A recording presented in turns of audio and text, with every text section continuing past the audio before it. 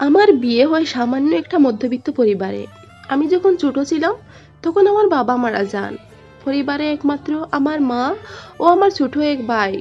আমাদের সমাজে মেয়েরা উপযুক্ত হবার পর তাড়াতাড়ি বিয়ে দিয়ে দিত, কারণ যদি মেয়ে ওদিকে ওদিকে গিয়ে সম্মান হারায়, এই বয়ে থাকতো সবাই। আমারও একই অবস্থা। আমার যখনই 14 বছর বয়স হলো, আমার মা আমাকে বিয়ে দিয়ে দিলেন। আমার শ্বশুর বাড়িতে আমার স্বামী ও শ্বশুর আর কেউ নেই। আমার শ্বশুরও অন্ধ। বিয়ের রাতে আমার স্বামী বাসর ঘরে বসে আমাকে বললেন, দেখো মিষ্টি, আমার বাবা অন্ধ, সেজন্য আমাকে এখন বিয়ে করতে হয়েছে। আমার অফিসে অনেক কাজ আছে, কিন্তু বাবাকে এই অবস্থায় ফেলে আমি অফিসে কাজে যেতেও পারছি না। তখন আমি জিজ্ঞেস করলাম, আচ্ছা আকাশ, তোমার বাবা যদি অন্ধ, তাহলে বিয়ে করে সংসার চালালেন কি করে? তখন আমার স্বামী বলেন, বাবা প্রথমে অন্ধ ছিলেন না। আমি খুব কম বয়সেই আমার মাকে হারাই। সেই দুঃখে কান্না করতে করতে আমার বাবা অন্ধ হয়ে গেছেন। মা মারা যাওয়ার পর বাসায় একটা কাজের মেয়ে ছিল। ও সব সময় আমার বাবার সব দেখাশোনা করত। আমাদের ঘরে ততটা কাজ নেই, শুধু বাবার দেখাশোনা করতো ও, আর ঘরের খাবারটা বানিয়ে দিত। কিন্তু হঠাৎ একদিন ও আমাকে ফোন করে বলে ও আমাদের বাসায় আর কাজে আসতে চায় না। তখন আমি জিজ্ঞেস করলে ও বলে, আপনার বাবা আমাকে অনেক জ্বালাতন করেন তাই। ওর এমন কথা শুনে আমি ওকে কাজ থেকে বের করে দেই, কারণ বাবাকে দেখাশোনা করার জন্য ওকে রাখা হয়েছে। আর ও বলছে বাবা ওকে জ্বালাতন করেন। আমাকে আমার স্বামী বলেন, দেখো মিষ্টি, আমার বাবাকে নিজের বাবা ভেবে খেয়াল রেখো, সম্মান করো প্লিজ। কারণ কিছুদিন থেকে আমি ঠিকমতো অফিসে যেতে পারছি না। বাবা শত শত আবদার, আমি নাকি বাবার খেয়াল রাখি না, তাই আমি বাধ্য হয়ে এখন বিয়ে করেছি।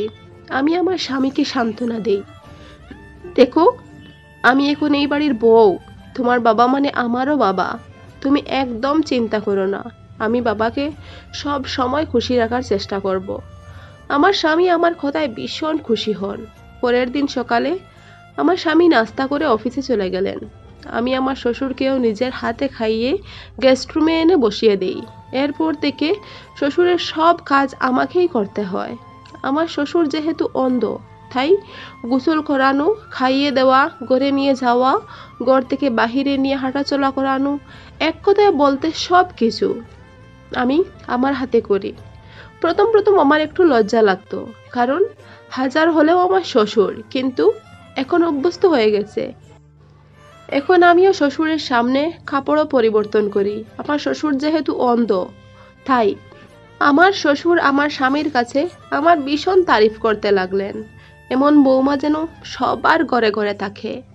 আমার স্বামীও আমার শ্বশুরের কথা শুনে ভীষণ খুশি হয়ে যান। আমাকে বলেন, দেখো মিষ্টি, বাবা তোমাকে কতটা ভালোবাসেন, একেবারে নিজের মেয়ের মতো। আমিও মনে করছি, শ্বশুর বাড়িতে যদি স্বামী ও শ্বশুরকে খুশ রাখতে পারি, এতেই আমার জীবন সার্থক।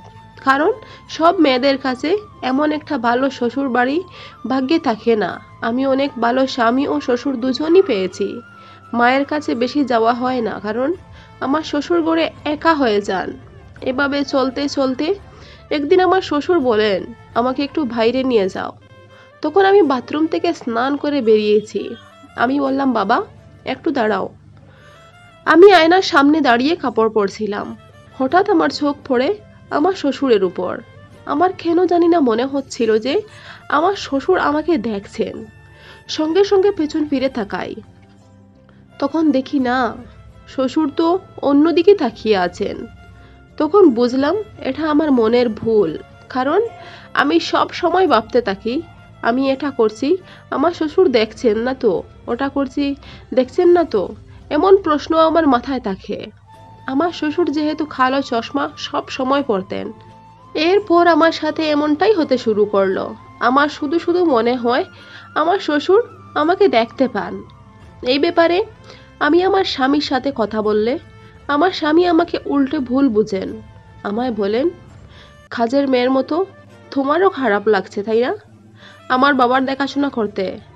আরে এই মানুষটা অন্ধ, আমি কতবার বলবো, আমার স্বামীকে বোঝাতে পারিনি। পরের দিন সকালে আমি স্নান করে আমার ঘরে কাপড় পরছিলাম। তখন আমার স্বামী শ্বশুর সবার নাস্তাও হয়ে গেছে।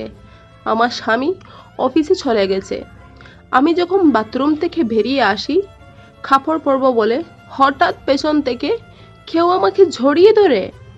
আমি যখন পেছন ফিরে তাকাই আমার সারা শরীর কাঁটা দিয়ে ওঠে। কারণ আমার এই অন্ধ শ্বশুর, যে শ্বশুরকে একটু আগে পর্যন্ত আমি হাতে করে খাবার খাইয়ে দিয়ে এসেছি। আমার শ্বশুর আমাকে বলেন, বৌমা আমি অন্ধ নই, আমি তোমাকে দেখে পাগল হয়ে গেছি, একেবারের মতো তুমি আমাকে হ্যাঁ বলে দাও। আমি বললাম, বাবা এসব কি বলছো তুমি, আমি তোমার মেয়ের মতো, এইসব কথা মুখেও আনাও ভাব। যদি অন্ধ নাও হও তাহলে অন্ধের মতো নাটক কেন করলে? তখন আমার শ্বশুর যা বললেন শুনে তো আমার প্রাণটা বেরিয়ে যাওয়ার অবস্থা। আমার শ্বশুর বলেন যে, দেখো বৌমা, তোমার শাশুড়ি মারা যাওয়ার পর আমার কষ্ট হয়েছে ঠিকই, কিন্তু তখন আমি চাইলেও বিয়ে করতে পারতাম না, কারণ আমার ছেলে মানে তোমার স্বামী বিয়ের উপযুক্ত হয়ে গিয়েছিল। নিজের ঘরে উপযুক্ত ছেলে রেখে কি করে বিয়ে করতাম?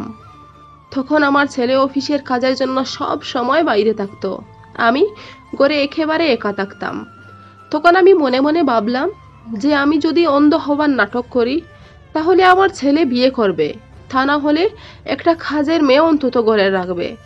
তখন আমি ডাক্তারের কাছে গিয়ে একটা অন্ধ মানুষের রিপোর্ট এনে আমার ছেলেকে দেখাই।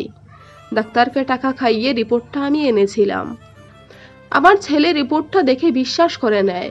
ও জানে যে আমি সত্যি সত্যি অন্ধ হয়ে গেছি, তাই বাসায় একটা কাজের মেয়ে রাখে। ওই মেয়েটি আমার ভালোভাবেই দেখাশোনা করছিল। এইভাবে লুকিয়ে লুকিয়ে আমি মেয়েটিকে দেখতাম। একদিন আমি ওই মেয়েটিকে অফার করি, তুমি যদি আমার সাথে আমার চাহিদা মিটিয়ে দিতে পারো তাহলে আমি তোমাকে অনেক টাকা দেব। কিন্তু ওই বোকা মেয়েটি আমার কথা মানতেই রাজি ছিল না। ও আমার ছেলের কাছে প্রতিবাদ করে কাজটাই ছেড়ে চলে গিয়েছিল। তারপর আমি এটাই ভেবে নিলাম যে ছেলেকে বিয়ে দিলে ছেলের বউ তো আর কোথাও যাবে না, তাই আমি জোর করে আমার ছেলেকে বিয়ে দিই। আর তোমার মতো একটা লক্ষ্মী এত সুন্দর ফুলের মতন বৌমা গড়ে এসেছে। এখন তুমি বলো আমি এই বয়সে কি করে নিজেকে সামলে রাখি? বৌমা, তুমি যদি আমার কথা মেনে নাও তাহলে আমার এই ঘরটা তোমার নামে করে দেব। ভবিষ্যতে আমার ছেলে যদি এইসব জেনেও যায় তাহলে তোমাকে ঘর থেকে বের করতে পারবে না, এটা সারা জীবন তোমার ঘর হয়েই থাকবে। আর তুমি এই সব কথা আমার ছেলেকে ভুলেও বলে দিও না, কারণ আমার ছেলে যতটা রাগী ও জানলে উল্টে তোমাকে দোষারোপ করবে।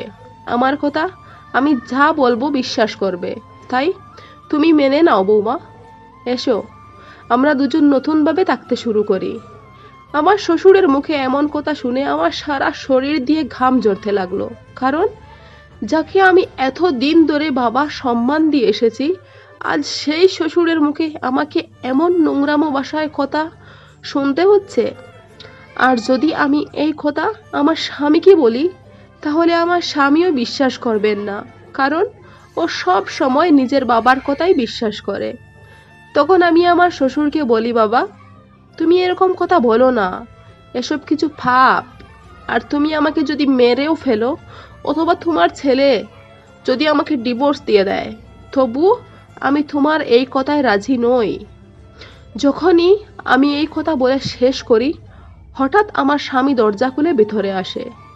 তখন আমি বললাম, তুমি তুমি তো অফিসে গিয়েছিলে তাই না? আমার স্বামী বলে, হ্যাঁ মিষ্টি, আমি অফিসে গিয়েছিলাম, কিন্তু রাস্তায় গিয়ে হঠাৎ মনে হলো ঘরে ফোন ফেলে এসেছি, তাই ফোনটা নেওয়ার জন্য ফিরে এলাম। ঘরের দরজা খুলবো তখন বাইরে থেকে আমি যাকে মাথায় করে রাখতাম, সম্মান করতাম, তার মুখের ভাষা শুনে আমি দাঁড়িয়ে পড়লাম। বাবা কি এইসব আমার কানে সত্যি শুনছি? আজ তো আমি নিজের কানকেও বিশ্বাস করতে পারছি না। তুমি এত নিচে নামতে পারলে? আমি সব সময় জানতাম যে তুমি আমার মা, তুমি আমার বাবা, কিন্তু আজ তুমি আমার সবকিছু ভেঙে চুরে সর্বনাশ করে ফেললে। আজ থেকে তুমি আমার বাবা নও, আর না আমি তোমার ছেলে। এই বাড়িটার লোভ দেখিয়েছিলে তুমি মিষ্টিকে, তাই না? আমি আজ চিরতরে এই বাড়ি ত্যাগ করলাম। তুমি যদি এমন কাউকে পাও যে এই বাড়িটা নিয়ে তোমার সাথে থাকবে, তাহলে তাকে এই বাড়িটা দিও। তোমার মতো বাবাকে বাবা বলে ডাকতেও লজ্জা করছে আমার। তারপর আমার স্বামী আমাকে বলে, মিষ্টি, তাড়াতাড়ি জামা কাপড় গুছিয়ে লেগেজ প্যাক করে নাও, আমরা কোথাও ভাড়া বাড়ি গিয়ে থাকবো। তবুও এই ভদ্র পুরুষের সাথে এই বাড়িতে থাকবো না। তখন আমার শ্বশুর হাত জোড় করে নিজের ছেলের কাছে ক্ষমা চান। দেখ বাবা, আমার যা ভুল হওয়ার হয়ে গেছে, তুই আমাকে ক্ষমা করে দে। আজকের পর থেকে এমন ভুল আমার আর কখনো হবে না। তুই চলে গেলে এই পৃথিবীতে আমার আর খেয়ে আছে। তখন আমার স্বামী বাবার কথাতে রাজি হয়নি, বলে, না বাবা, আজ সামান্য একটা মেয়ের জন্য তুমি এই বাড়ি ওর নামে করে দিতে চাইছো, তাও নিজের ছেলের বউয়ের সাথে অবৈধ সম্পর্ক করার জন্য। কাল যদি এমন কোনো নারী পাও, তার জন্য তুমি আমার গলা কাটতেও দ্বিধা করবে না। তাই আমি এই বাড়ি থেকে চলে যাচ্ছি। তোমার যখন যেটা লাগে আমাকে বলো, আমি সব সময় তোমাকে সাহায্য করব। কিন্তু একই ছাদের নিচে তোমার সাথে আমি থাকতে পারবো না। তুমি আজ ক্ষমা চেয়ে নিচ্ছ, কিন্তু তোমার ভিতরে যে হিংস্র প্রাণীটা লুকিয়ে আছে, দুদিন পর সেই প্রাণীটা আবার জেগে উঠবে। তাই কোনোভাবেই আমি তোমার সাথে থাকতে পারবো না, আমাকে ক্ষমা করে দিও। এই বলেই আমার স্বামী আমাকে নিয়ে বাড়ি থেকে বেরিয়ে গেল। প্রথম কয়দিন আমার মায়ের কাছেই থেকেছি। তারপর ধীরে ধীরে জমি জমা কিনে বাড়ি বানিয়ে নতুন বাড়িতে নতুনভাবে সংসার শুরু করেছি।